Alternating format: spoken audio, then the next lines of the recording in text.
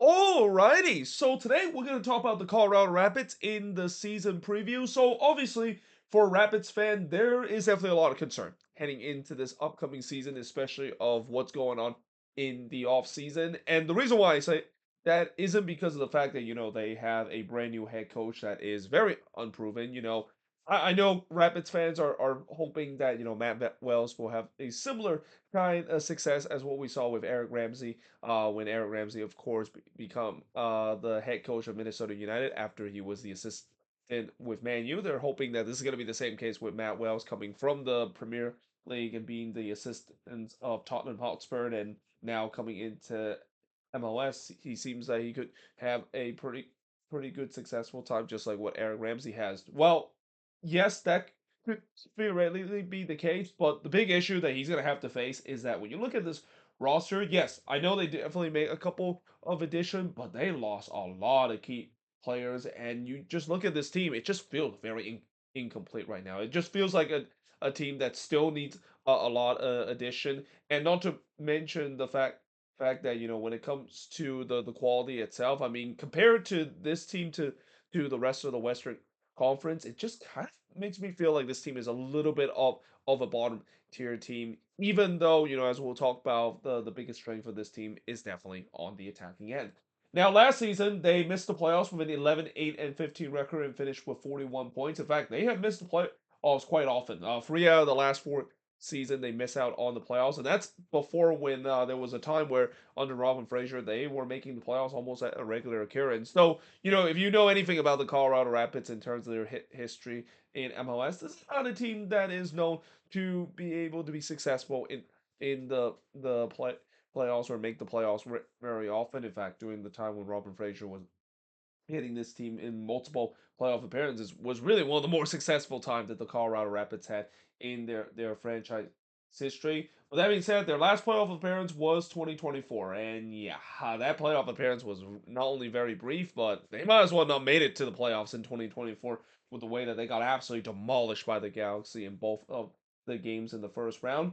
Their last MLS Cup, people forget that the Colorado Rapids actually have won an MLS Cup. I mean, it's been a while since they have won one. 2010 was the last time that they won their a MLS Cup, and it's still the only MLS Cup that this franchise has ever won. And it was also a pretty big MLS Cup, a memorable MLS Cup, similar to what I said about the Chicago Fire winning it in '98. With the Fire winning it in '98 being memorable because it's their not only their first MLS Cup, but still the only MLS team to win an MLS Cup in their expansion season. Well, the Colorado Rapids that year they won it as a sixth seed, and they were one of the last team to make it. I think to this day, there is not a single MLS team I have seen that won an MLS Cup that is literally the last team in. The sixth seed is probably one of the lowest seed for an MLS Cup winner in recent time, and there's the reason why I always go back to the comparison whenever I see teams make a Cinderella run in to the playoffs, that I always make the comparison of the 2010 Colorado Rapids team, because that team had no business in terms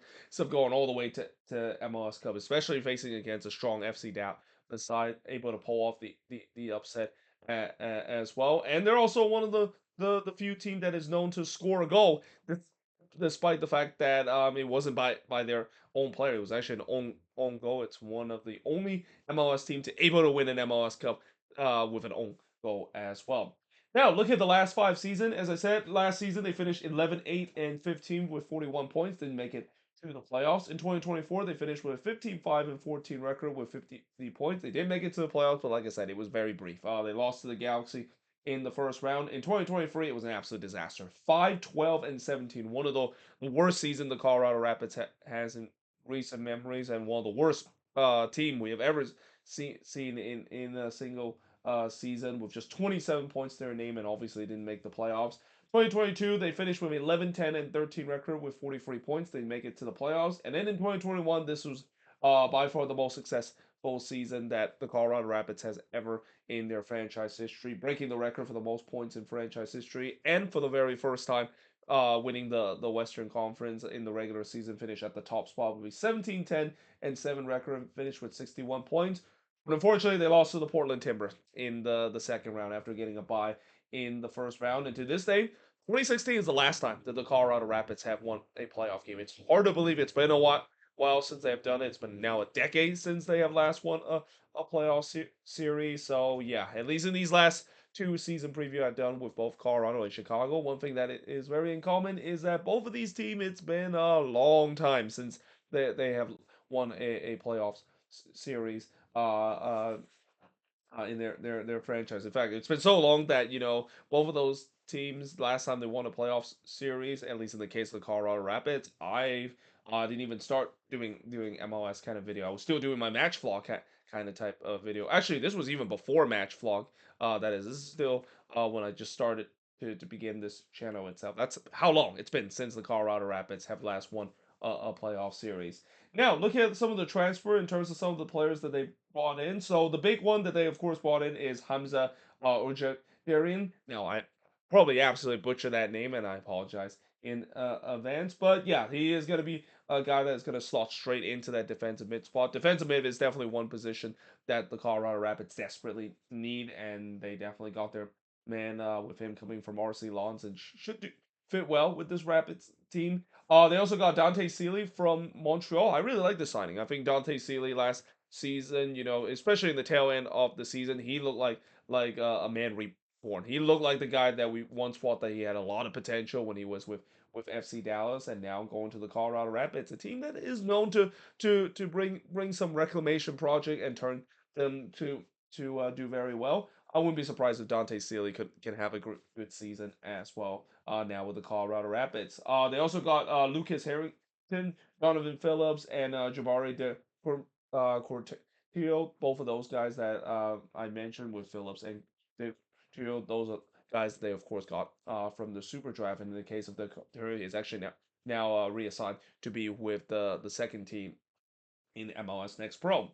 Now, look at some of the players that they lost. They definitely lost a couple of key players. First of all, they lost the Bassett brothers. Cole Bassett and Sam Bassett is both leaving this team. Cole obviously is probably the bigger one. I mean, I was not expecting Cole Bassett to be leaving this team. I don't think a lot of Rapids fans were expecting that to be the case. Now joining the Portland Timbers as well. They also lost Oliver Larraz, who's now with the Vancouver Whitecaps. Rafael Santos, who's now with St. Louis City, and Calvin Harris now with Sporting KC. They also lost Michael Edwards, Amadou, Adam Beaudry, Andreas Maxo, and Nate Jones no longer on this team as well.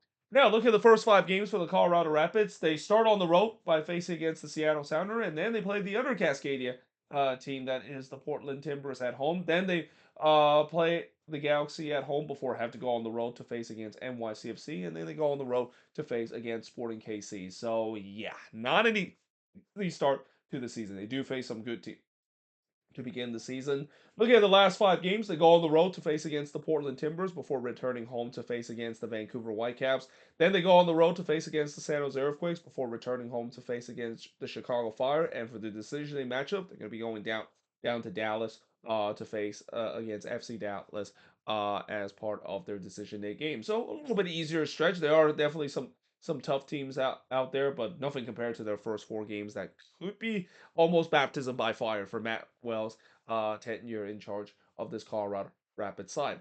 Now, look at the strength of this team. I'm going to say it's the attack. I think the attack is definitely the big strength of this team. Even though last season they didn't score as much goal, it's kind of always been a strength, at least in the last couple of years, where the Rapids have always been very good on the attacking end. And I'm assuming, the reason why I also put the strength of this team as the attack is I'm assuming Paxton Harrison will have a Georgi Mihailovic kind of season. He'll be the next big playmaker of this team to really elevate this team and get themselves back to being one of the more impressive attacking team in the league.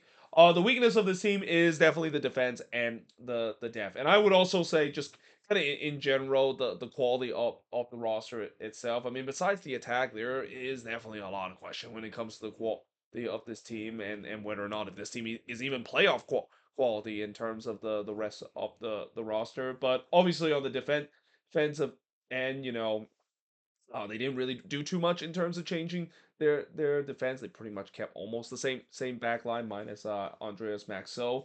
And the depth chart we'll definitely get to talking about how there is definitely some concern with that factor. And it kind of plays to the part where I said earlier that if this kind of feels like this is a very incomplete roster heading into this season. So the first big question for this Colorado Rapids team is what I said about the attack. Can Paxton Erickson elevate his game to be their main playmaker? There were signs that last season he's shown that. I know the numbers doesn't say it, but if you also look at the expectancy goal, if you look at the deeper analytics of Paxton Erickson game, it was pretty good. And I think there's no doubt that he is going to take it to the next level. I think last season is just another classic example of a player that maybe is trying to sailing with a new team that is, and I wouldn't say it's a new league because Paxton Erickson has been playing in MLS before, albeit not with a lot of experience with the Philadelphia Union.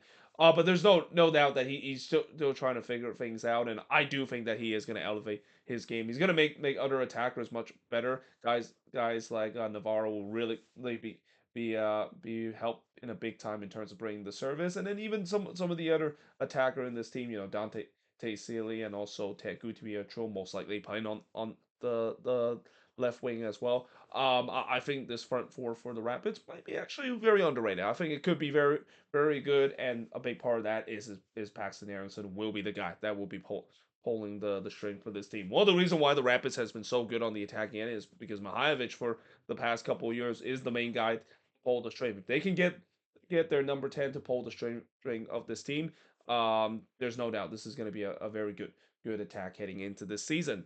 Now that being said, as good as their attack could be, there's definitely a lot of question when it comes to the back line, and in some way, it's kind of interesting the fact that this is kind of similar to what I said about the Chicago Fire, where we know the attack is absolutely electric, but there's a lot of question mark when you look at the defensive front, and when you look at the defense, like I said, did they really upgrade compared to what they saw last season as well? I mean, they didn't really spend too much of anything in terms of improving their back line. The only subtraction is Andreas Maxo no longer on this team, but besides that, it's almost kind of the same back line. I mean, I'm assuming if they're gonna go with a four back system, it's probably gonna be Cobb and Holding as the two center back partners. I mean, both of them were okay last season. They weren't great last season. So there's that question about that. And then you get into the fullback position.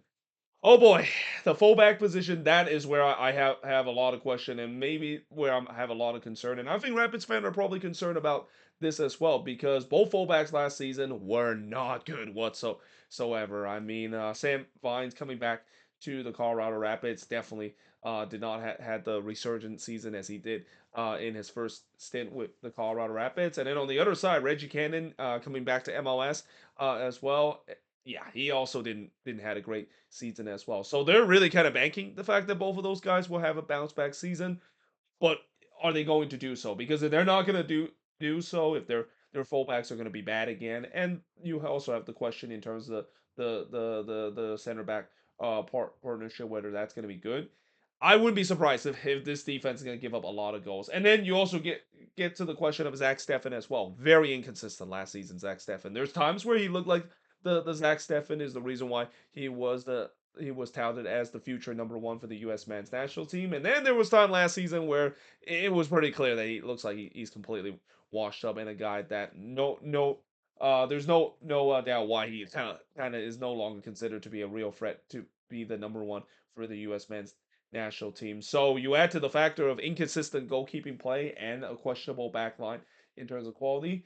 This could be a rough season for the Rapids once again in terms of conceding goal. Last season they conceded 56 goals. I wouldn't be surprised it could be around the same mark or even worse depending on whether or not they do want to fix that. And it's not just the back line that there is definitely a big question. Again, this is still looking like a very incomplete roster. And also just realized my talk's about to run out of battery, so he's just um charge the laptop real quick before this video shut off. But yeah, there is definitely as I said with the question of this being a very incomplete roster, they do not have a lot of depth in this team, especially in the center back position. I mean, they are very fit in terms of the center back position, and then you also looking at the winger spot as well. I said earlier that Ted Gutierrez might play in the winger spot. He's not really a natural left wing. I feel like maybe that's an area that they're definitely going to be looking for. And also, if they do decided to sell Navarro,